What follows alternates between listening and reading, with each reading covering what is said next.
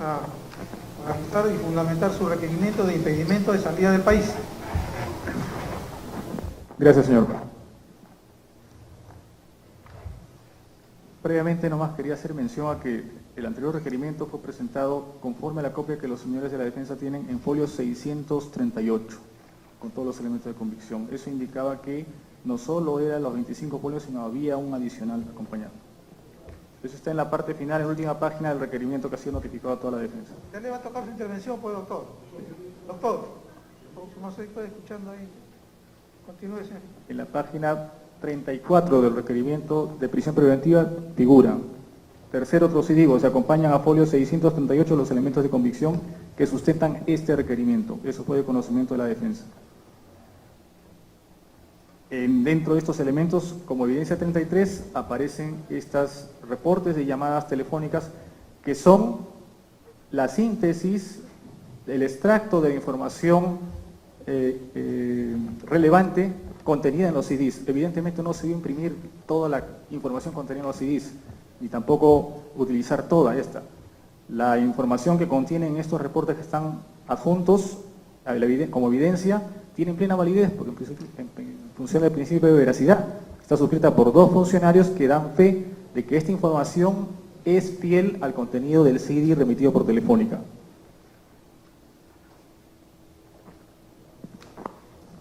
Bien, señor. Asimismo, en cuanto al procesado Castro de la Patiño, también la vinculación con el procesado Torrejón, con el abogado Torrejón, abogado del señor Orellana Mengifo, está acreditada también por la aceptación que él ha hecho que el abogado Torrejón Guevara ha hecho en su declaración a fojas 113 del cuaderno.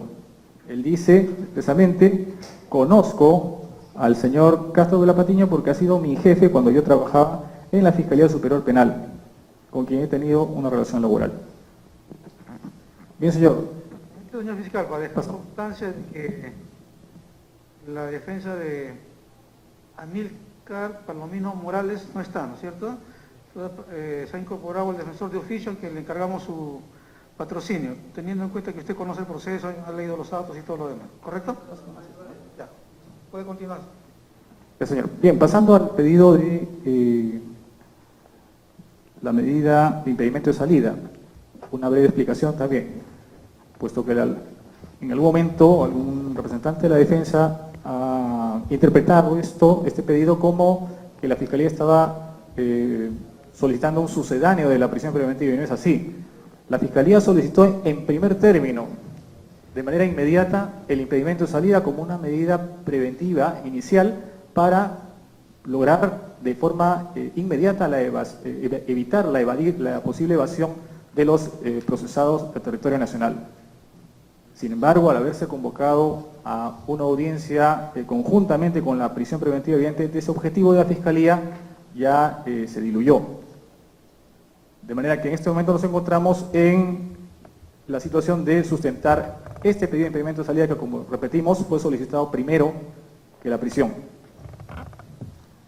La ley, señor, señala que los requisitos del impedimento de salida son que la pena privativa aplicable al delito o materia de proceso sea mayor de 3 años y que la medida de impedimento de salida resulte indispensable para la indagación de la verdad. En este sentido, como se trata de una continuación, una audiencia continuada, correspondiendo al espíritu de la disposición judicial de hacerlo de esta manera, que es la de economía procesal, consideramos también que sería innecesario repetir todo el fundamento en relación a los elementos de convicción que sustentan la afirmación de la Fiscalía de que aquí nos encontramos ante la probable aplicación de una sanción mayor a 3 años por hechos ilícitos que están suficientemente acreditados. Entonces, en este punto no vamos a repetir la fundamentación porque esta ya ha sido expuesta al momento de al momento de tratar sobre la medida de prisión preventiva. En tal sentido, vamos a mencionar solo de manera breve que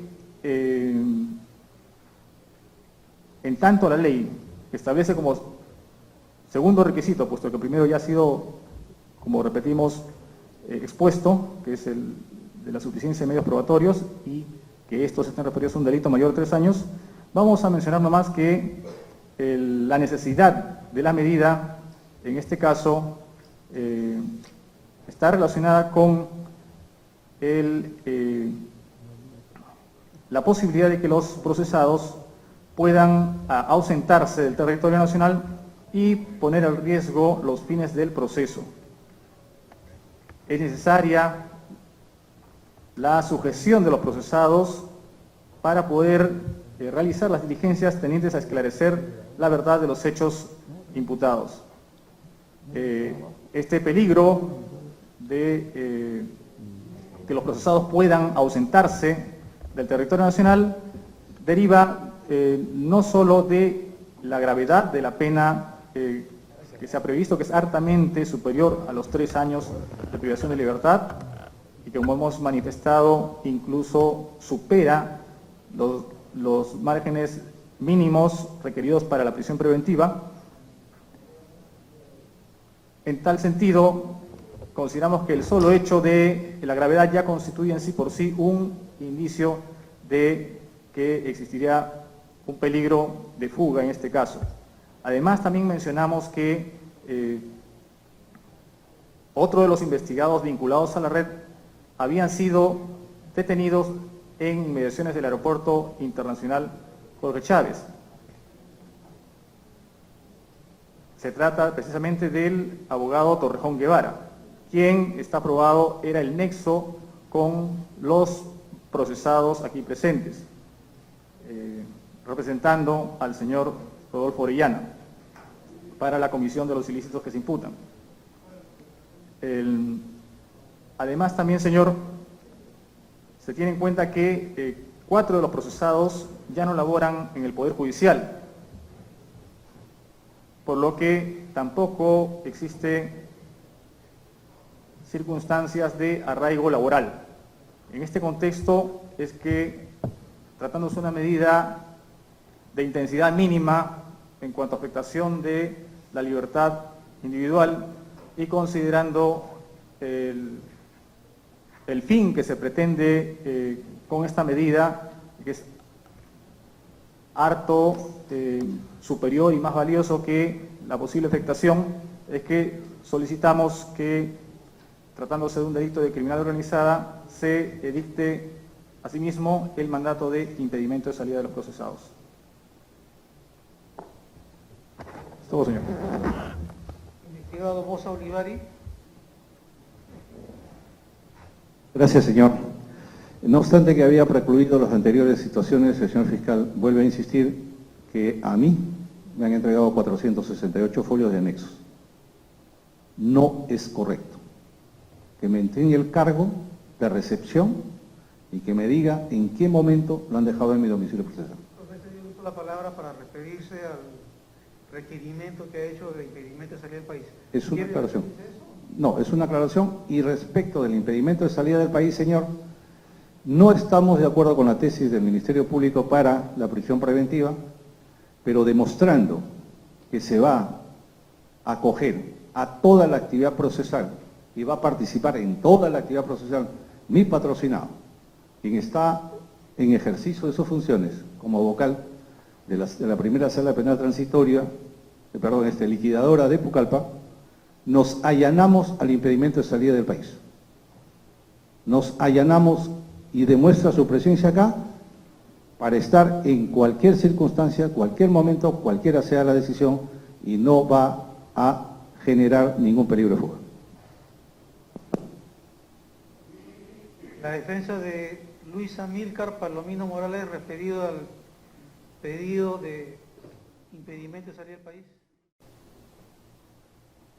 Señor magistrado, estando a la petición, al requerimiento del señor representante del Ministerio Público, y siendo que mi patrocinado tiene la mejor voluntad de comparecer y de sujetarse al proceso a efectos de demostrar su inocencia, y también siendo que conforme al al certificado de movimiento migratorio, que en este acto quisiera hacer entrega, en virtud del cual Migraciones del Perú demuestra que mi defendido no tiene movimiento migratorio alguno, dado de que él vive en forma habitual, permanente en Ucayali. Convenimos y nos allanamos al pedido de impedimento de salida del país, dado de que es legítimo interés de mi defendido de someterse a la administración de justicia y a este proceso penal en particular, a efecto de demostrar la inocencia respecto a los cargos que se le imputan injustamente. La defensa de Castro Velapatiño respecto a este extremo de impedimento de salir del país. Sí, señor magistrado, el señor fiscal nos decía que ya había expuesto los elementos de convicción. Nosotros consideramos también reproducir las consideraciones que estuvimos respecto a ello. No obstante ello, señor magistrado, una y otra vez estamos entrando en la controversia de si se nos notificó o no los elementos de convicción, y me parece que es un elemento o un dato que debe ser cotejado, porque está bien, ya pasamos la anterior, pero en esta también debemos demostrar los elementos de convicción, y me parece totalmente legítimo que la defensa cuestione que no se nos ha adjuntado ningún anexo. Entonces, en base a ello, ¿cómo poder ejercer el contradictorio y en consecuencia, cómo verificar si existen estos elementos de convicción o no? Respecto a, nuevamente tengo que señalar lo vertido. Nosotros consideramos que la conducta imputada, que también que es la misma, la conducta imputada no constituye delito porque no se han cumplido con los elementos propios de la estructura típica del delito de cohecho pasivo específico: el agente, el medio y el fin corruptor. No basta que se diga y otras ventajas, hay que identificarlas, y eso lo señala ampliamente la dogmática penal. Respecto al impedimento de salida, concretamente, tendría que señalar lo siguiente. Nosotros en el documento, en el escrito que presentamos el día de hoy por la mañana, adjuntamos el movimiento migratorio de mi patrocinado.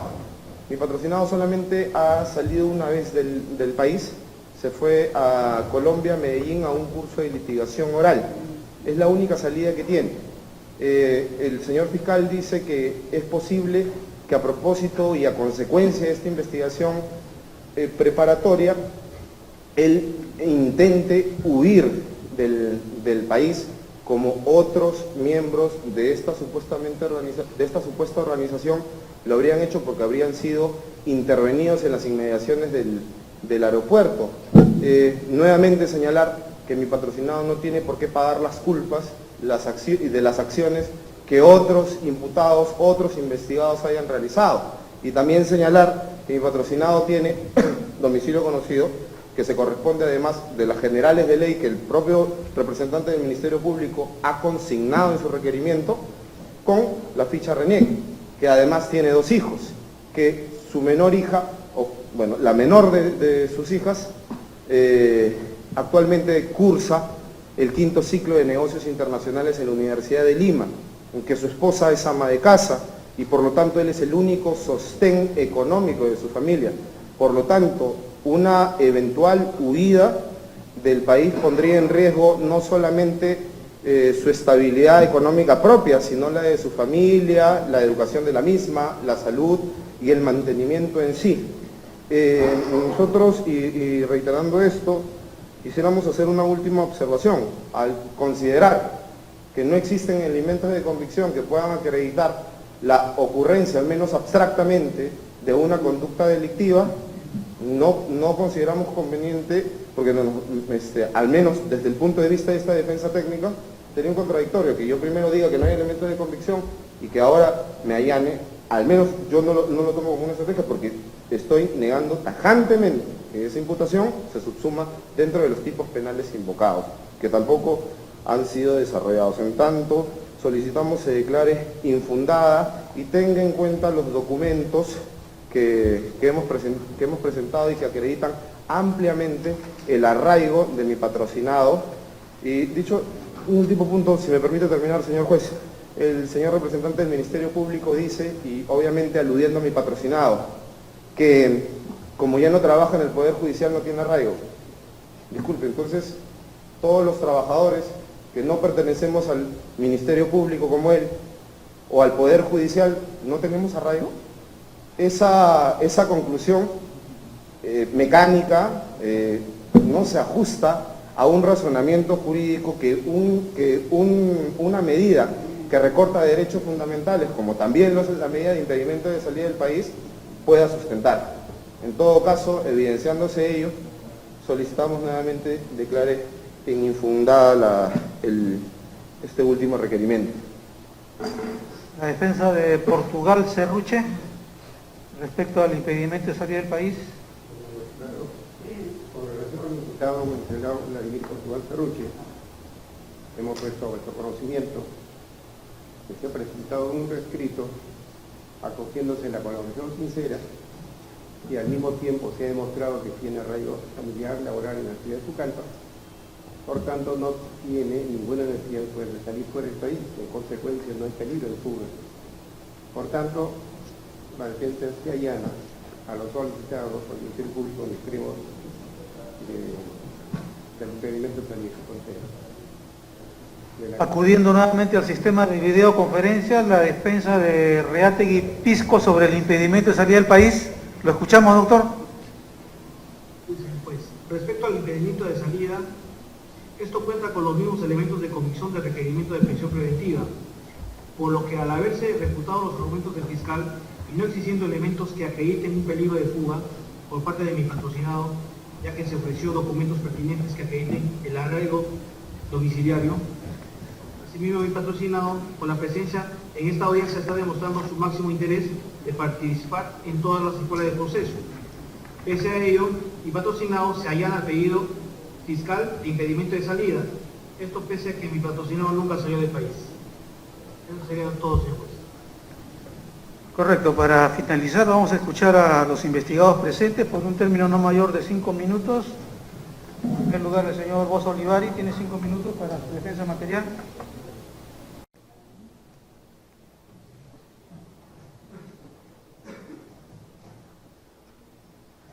Gracias, señor juez supremo. Solamente para hacer algunas aclaraciones, ¿no? Que, digamos, que en este caso, bueno, en otro caso que he tenido en la Fiscalía, en forma paralela a se involucró a mi esposa, a mi hermano, a mis abogados. En este caso se involucró a 2 de mis abogados. Se han utilizado testigos falsos, testigos con iniciales, o sea, faltando a todo canon mínimo de debido proceso, convirtiendo esto en una persecución. Ahora también se involucra a mi hijo, o sea, ya realmente yo protesto por todo esto. Después dicen que 2 números de teléfono empiezan con, no me los grabo, 973 y el otro es 955, son míos. La Fiscalía dice algo que no es cierto. Dice que yo he aceptado que uno es mío, que son míos, porque en mi indagatoria digo que es mío, porque está en una tarjeta. No dije eso, señor, eso es falso. Y estos señores fiscales, con todo respeto, ¿ya?, deberían ser objetivos y no sesgar la verdad, como en el caso de la carta de LAN. Yo lo que dije es, creo que es mío, y está en indagatoria, señor, porque está en una tarjeta. Esa tarjeta que la han mostrado acá en PowerPoint, señor juez supremo, es la tarjeta que vi en la carpeta fiscal el día anterior en indagatoria, yo vivo en Pucallpa, señor. Fui a ver y había efectivamente una copia, dije, después de ser revisado, ¿no?, y realmente esta tarjeta que le enseñaron, no lleva el formato, no la reconozco, no lleva el formato del Poder Judicial. En fin, yo no reconozco, no recuerdo que estos teléfonos 973 y 955 que me achacan, que me adjudican, sean míos. Lo más serio de este asunto, señor, es que la misma Telefónica, y está en la carpeta fiscal, la misma Telefónica dice que no puede informar de quiénes son esos teléfonos. ¿Quién ha dicho que esos teléfonos son míos? Un testigo que realmente no merece credibilidad, en su momento taché. Es un comunicador social, Paul Garay Ramírez. Él me adjudica, entonces reemplacemos, ya no sirve nada Telefónica, ahora hay que acudir no a comunicadores sociales que son los que nos adjudican los números de teléfono. Entonces, realmente eso es lo que yo, una de las cosas que quería dejar en claro, ¿no? Después,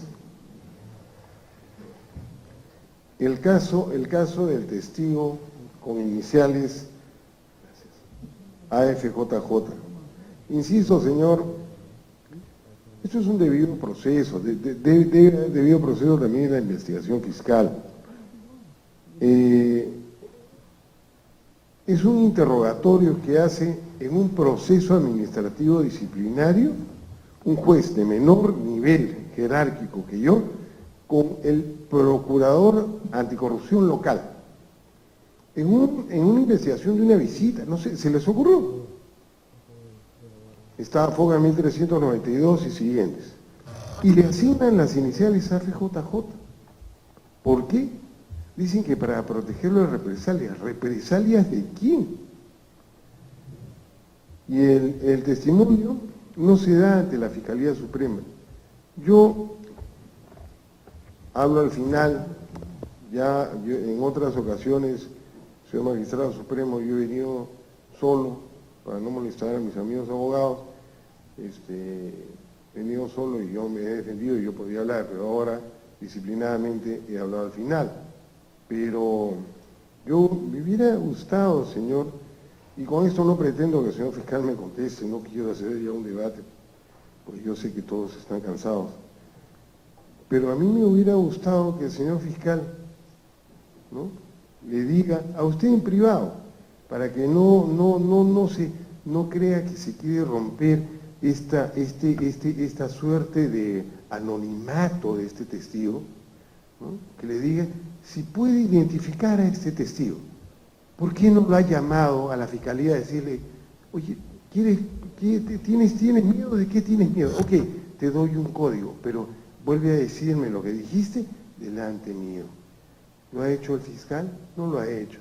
Señor, como yo hice en su momento, yo presenté, señor, observaciones al informe final. Y en el informe final estaba considerado como testigo, ahora está considerado como un documento que se está incorporando a la investigación. Señor, para que un documento sea incorporado de otra investigación, más en el caso de un testimonio, debería cumplir dos condiciones, ¿no?, para hacer una prueba trasladada. Primero, haber sido materia de contradictorio a un juicio oral. O sea, en una sede jurisdiccional. Y después también tendría que probarse de que ese testigo hay fuertes problemas para que ese testigo se presente en la sede de investigación a declarar. De repente está en el extranjero, de repente falleció, de repente, qué sé yo. Pero esto, señor, usarlo en mi contra como prueba relevante. ¿Ese testimonio dónde obra? Señor, está a folios 1392 a 1399 y está como elemento de convicción. ¿Usted conoce el expediente? Yo conozco mi carpeta fiscal, señor. Yo sí la conozco, pero no conocía lo que dice mi abogado, efectivamente, estos 600 folios y estas cartas, estos haces bajo la manga, como mostrar la foto de mi hijo. Que esto me ha dolido, o sea, bueno, pero en fin. Entonces, señor, Yo lo único que pido es que se respete el debido proceso, nada más. Y que no se utilice estos medios que atentan realmente son un medio atentatorio a la objetividad que debe tener la Fiscalía en sus investigaciones. Gracias. Un par de aclaraciones o de repente una sola. Cuando usted ejerció la presidencia de la Corte de Ucayali, ¿cuáles eran los criterios que tenía para nombrar a los jueces supernumerarios? ¿Antigüedad? ¿Meritocracia?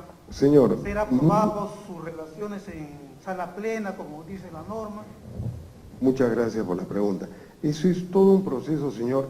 Cuando yo entré no había una relación de jueces supernumerarios.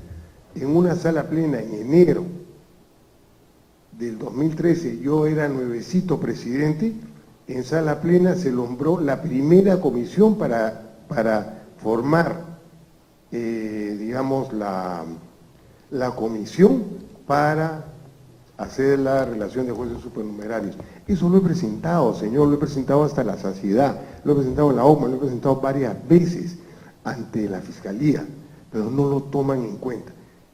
Se presentó por A o B motivo, señor juez supremo, el presidente de la comisión, o renuncia, el doctor Edgar Padilla, fue el primer presidente de esa comisión, ahora está en Lima, postuló y llenó una plaza vacante en la Corte Superior de Lima.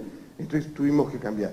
Que una cosa, otra cosa, se iba alargando. Eso escapaba a mi manejo. Señor, de 43 plazas vacantes, perdón, de 43 plazas de jueces para todos los niveles, incluyendo el presidente de Corte, hasta el juez de paz letrado más alejado, 43 plazas, 25 plazas, señor, tenían que ser cubiertas por jueces supernumerarios. ¿Usted lo nombró usted siguiendo un orden riguroso de aprobado en la Corte Superior? Señor, todos estaban en una relación, en una nómina. Yo le pregunto, ¿se hizo en el orden riguroso, primero al que está encabezando la lista, luego al segundo, luego al tercero? Señor, todos según su perfil. Nunca ha habido un nombramiento indebido, jamás. Jamás. Nombramiento indebido, si no se han sido nombrados en el orden riguroso que tienen en la relación, en la tabla. Señor, no había tal tabla. A partir de esa tabla se ha hecho en orden riguroso. ¿Nombraba su libre albedrío? No, jamás. Todos estaban en una nómina que iba a ser evaluada, pero todos fueron según su orden, como usted dice, efectivamente, según su orden de la nómina, jamás fuera de la nómina. Se pretende, señor juez, decir que yo nombraba a mis amigos, jamás. Ya. Otra aclaración. Sí, señor. Respecto al pasaje aéreo que se había producido, según el documento que nos ha puesto el Ministerio Público a la vista, entre el 17 de mayo del 2013 salida y 19 de mayo del 2013 a Río. ¿Usted en esa época era presidente de la Corte Superior? 2013, sí, claro, yo era presidente de la Corte. Esas fechas, 17, 18, 19, ¿usted laboró normalmente en la Corte Superior? ¿Pidió licencia? Señor, ¿Salió? 17, 18, 19, yo lo he visto en el calendario. Fue viernes, sábado, domingo. O sea, yo estoy descansando en mi casa, señor. No sé, algunas veces he viajado por asuntos personales, pero yo en el 2013 viajaba muy poco, solamente cuando salíamos en el distrito judicial. O sea, yo sí he viajado, pero dentro del distrito judicial. Y está en la carpeta fiscal, señor, todo un borrador limpio de toda mi gestión en 2013-2014. Yo muy poco viajaba a Lima, señor juez supremo. Gracias, doctor. Ahora vamos a escuchar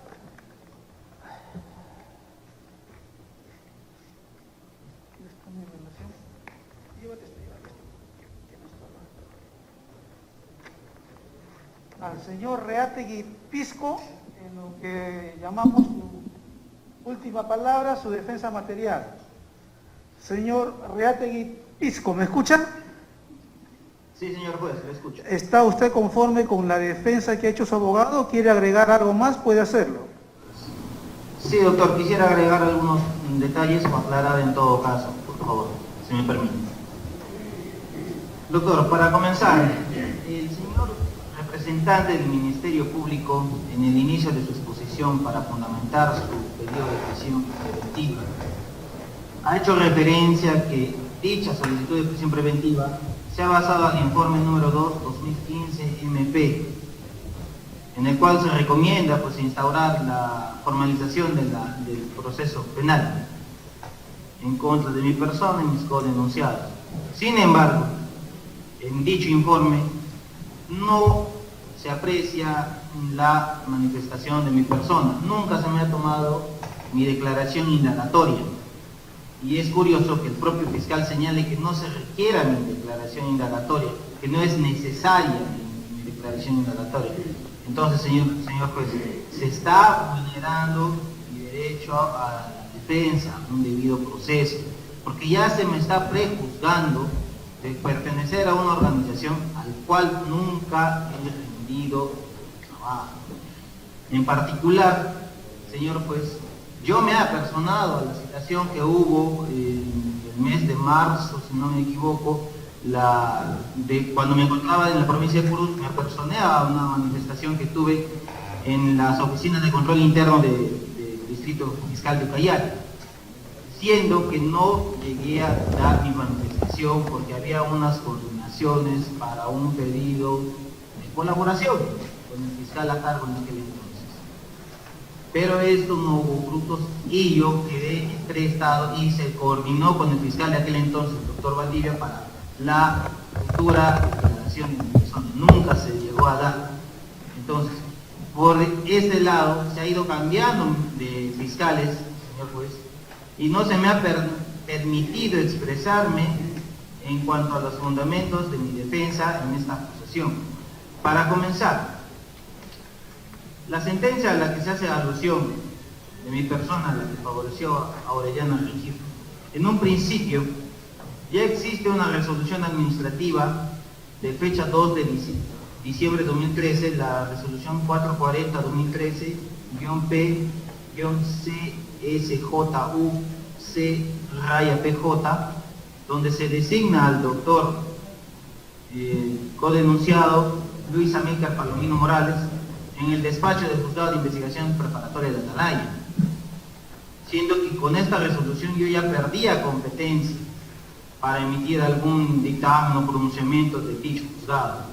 Esta resolución se me fue notificada un día después, el 3 de diciembre, por lo que se me indujo a que la resolución de fecha 2 ya de por sí era una resolución nula, que no tenían los efectos jurídicos necesarios para poder ser calificada. En todo caso, el nuevo juez, al instalarse o asumir el despacho, viendo su designación, debió haber declarado nula de oficio. Este hecho, señor juez, ha ido acrecentándose, ha ido extendiéndose, y con esta resolución administrativa que recién he tomado conocimiento en el pedido de prisión preventiva, porque no he tenido acceso a la carpeta fiscal, porque esta se está dando en la ciudad de Lima. Yo no he viajado a la ciudad de Lima por estos motivos de trabajo. Entonces, al tomar conocimiento recién de esta resolución administrativa, señor juez, me doy con la sorpresa de que la sentencia había recaído en nula y de que se ha ido juzgándome y se ha ido extendiendo esto sin que se tomara en cuenta de que la misma yo ya no tenía competencia. No ha sido percatado tanto por la sala superior, así como el propio representante del Ministerio Público. Esto respecto a la sentencia, señor juez, que se debe tomar en cuenta o considerar de que se me está juzgando ya en un principio por algo que no tiene ni siquiera un sustento jurídico. Entonces, respecto ya plenamente a lo que se ha imputado de la solicitud de prisión preventiva, se me imputan 3 delitos. Delito de cohecho pasivo específico, en la que señala el propio Código Penal de que debe haber una promesa, un beneficio, algo el señor representante del Ministerio Público en su exposición no ha manifestado cuál podría haber sido el beneficio que él persigue. Es más, al haber estado como juez y haber laborado conforme creo yo en todo un ámbito jurídico correctamente, he sido una persona que se ha mancillado el honor, que se me ha tratado mal por la prensa, una cuestión mediática que me ha afectado en la honra, en mi trabajo, mi profesión. Entonces, mi beneficio aquí, por esta sentencia, no existe. Es más, he sido una persona que he tenido que buscarme trabajo fuera de la provincia, en lugares alejados, donde nadie quiere ir para poder conseguir un trabajo. Yo no soy abogado litigante, señores juez. Yo he estado formando carrera en el Poder Judicial porque he sido secretario más de 4 años, 3 años, más de 3 años como secretario y 6 meses como juez. Pero esos 3 años me he sacado el ancho y me he identificado con la institución. He trabajado en lugares donde los secretarios no quieren ir. He trabajado en Purús, en Macicea, zonas donde las personas como secretarios no quieren ir. Entonces me he identificado con la institución y no he recibido ningún beneficio más que simplemente la culminación de mi designación. Como no tenía plaza, simplemente no se me ha concedido los beneficios laborales por el tiempo que he servido de más de 3 años, que me deberían haber dado una estabilidad porque estaba bajo el decreto legislativo 728. Es más, se solicitó mediante una acción de amparo mi reposición, la cual fue declarada improcedente.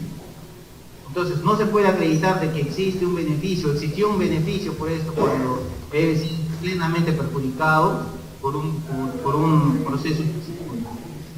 En cuanto al encubrimiento personal, señor juez, acá no hay encubrimiento personal de nada, no se ha tratado de encubrir a la persona de Orellana.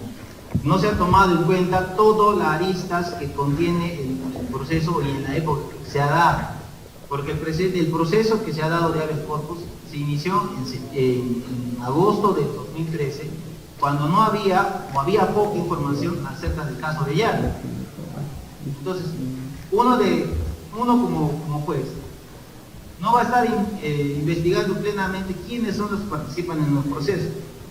Uno no es investigador particular, uno no es miembro de la policía especializada como para averiguar qué hace, qué no han hecho y con quiénes se linda. Simplemente trata de cumplir con su labor de forma cabal. Entonces, eso se trata de tomar como si fuera un encubrimiento personal a Orellana. Solamente me he dedicado a mi trabajo. Lo que sí puedo aceptar es que mi poca experiencia en un proceso de constitucional me ha llevado a estos problemas. Que sí las. Respecto al delito de asociación ilícita, señor fiscal, señor juez, disculpe. La asociación ilícita tendría que haber tenido algún tipo de relación con mis coprocesados para estar de acuerdo o en beneficiar al grupo de Orellana, lo cual no se ha demostrado. El señor fiscal no ha dado más luces de la sentencia y que por esta yo pertenecería a un clan criminal. Totalmente falso.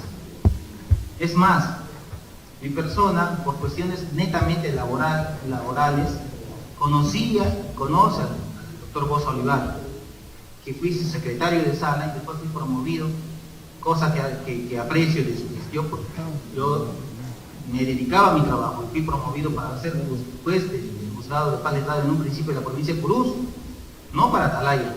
Se me ve como el juez que fui directamente a Atalaya y fue a hacer unas sentencias totalmente falsas, juez. Fui promovido para un juzgado de provincia, de zona fronteriza, donde nadie quiere asumir función. Entonces, me he dedicado a mi trabajo.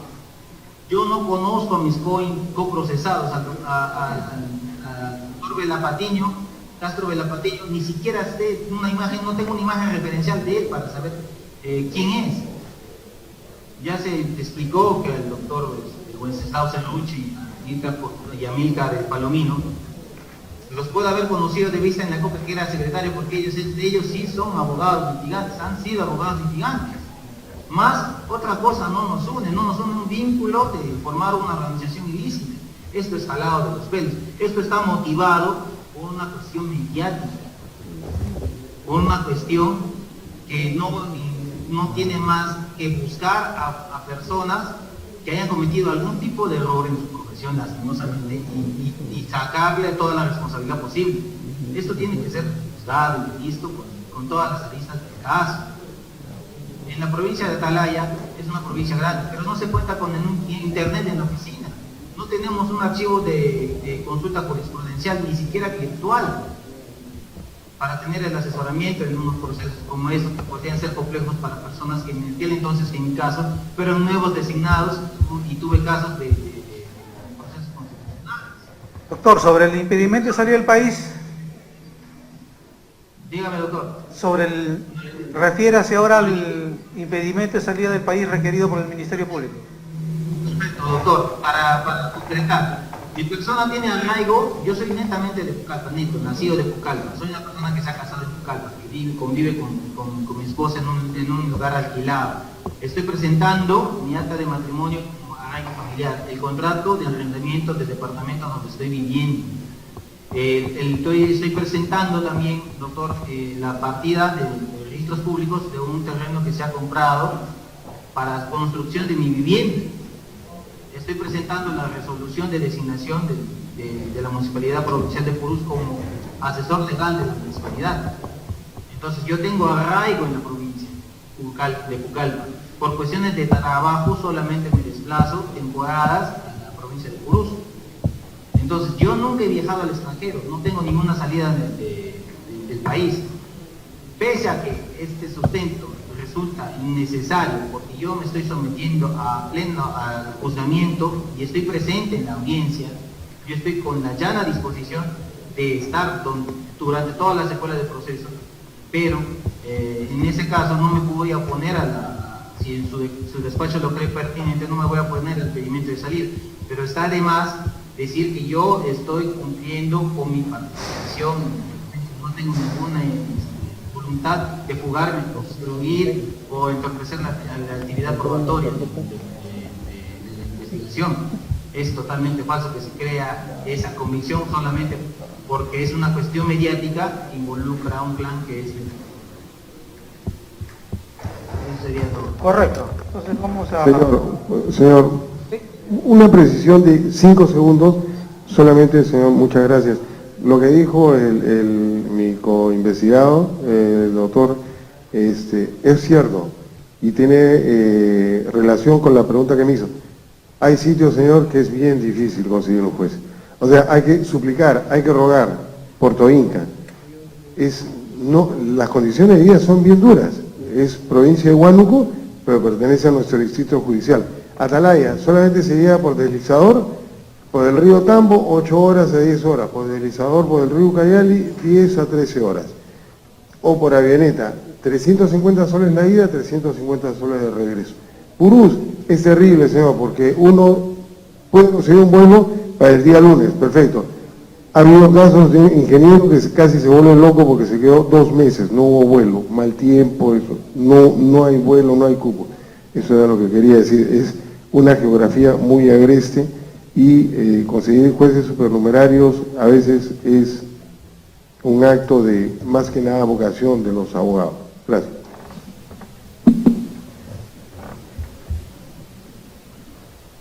Y vamos a hacer un receso de 2 horas ya para redactar la resolución que corresponde. Señor juez, una anotación, por favor.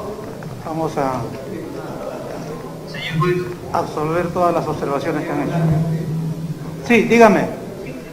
Sí, señor juez, no se ha pronunciado respecto a los documentos que estaba ofreciendo, lo que es el arraigo domiciliario, el arraigo laboral, que se ha ofrecido por medio de la defensa técnica y que he hecho también referencia a la resolución, que es la partida de matrimonio, ¿Puede alzar la voz? ¿Puede alzar la voz? Sí, no se ha hecho pronunciamiento respecto a los documentos que he ofrecido para arraigo laboral, arraigo familiar y domicilio. Pero hemos escuchado a qué se refiere, no se preocupe. Hemos escuchado. Señor. Un receso de 2 horas. Señor, por favor, señor Boca. Voy a dejar la defensa para la lectura de la resolución. Yo tengo otro compromiso que atender. Se va a quedar el colega que ha participado.